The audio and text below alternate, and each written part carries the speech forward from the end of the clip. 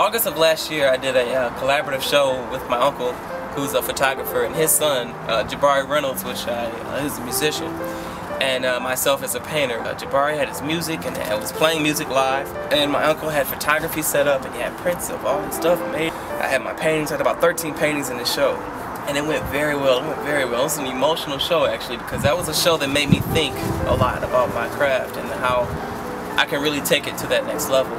To respond to my work the way they did, it meant something to me, and it really got me thinking. And I thought, next summer I'm going to have my own personal show. And the next week you'll be able to see over 24 brand new paintings. I'm ready for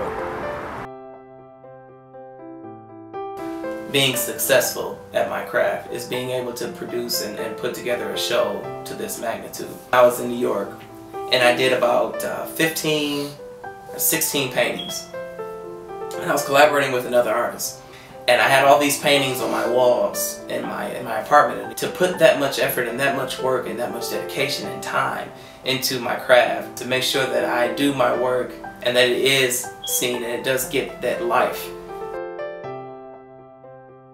What am I going to paint? What are the themes? How many pieces? The normal thing that I thought about in preparing for any other show. I started collaborating with other minds, with a couple of filmmakers, Brian Haggerty and Greg Smith, with a dear friend of mine who is also a model, Tammy Saunders, who I sat down with them and we had a discussion, and I told them, I laid it all out, and I thought I had everything covered, and they brought up questions here and there. I was like, okay, I didn't think about that. When I sit down with a painting that's 30 by 40, and my deadline is in 3 days because I have to do the next one that's 20 by 40. It's just, it can be a relief to know that this person is going to make this phone call and talk to this person, and I don't have to worry about that. So it was definitely helpful. They really gave me a lot of advice on how to steer, my next few months to do this accurately, to do this professionally.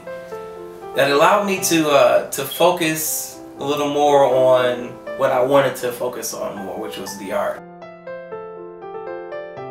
I began painting 5 months ago for this event. It got to be where I was making 2 to 3 paintings every week for this show. Upon completing a painting, the first thing I think when I sit back and look at it is it really completed? My thing is, I don't stop until I'm satisfied with it. I have at least 5 or 6 favorites I keep looking at and going back to and thinking, yeah, sorry, that's it right there. That's it for me. That one does it for me. My sister is making a lot of fun of me right now. She posted a picture on Facebook of me in this robe with paint on it, with argyle socks that were brighter than the sun in my face. I'm squinting because I wasn't used to the sunlight. So my best friend's also, she gets on me a lot. She calls me and says, hey, have you been outside this week? I'm like, what's today? I don't, if it's Tuesday, no, I haven't been outside this week. Friday, maybe once. So it's been long. It's been very long. But the thing is, and I constantly tell younger people this, do what you love.